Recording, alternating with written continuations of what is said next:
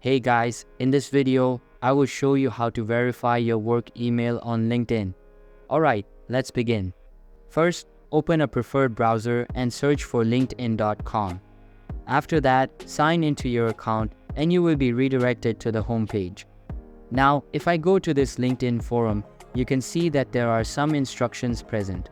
Simply, you just need to get to your LinkedIn homepage, click on your Me icon at top right corner, and then select Settings from the drop-down menu. Inside it, access Sign In and Security from the left side and click on your available email address. Now, if the email address is not verified, there will be a verification button present on the right side. You just need to click on that button, follow the on-screen instructions, and you will be good to go. So that's basically how you can verify your work email on LinkedIn. And that's it for this video.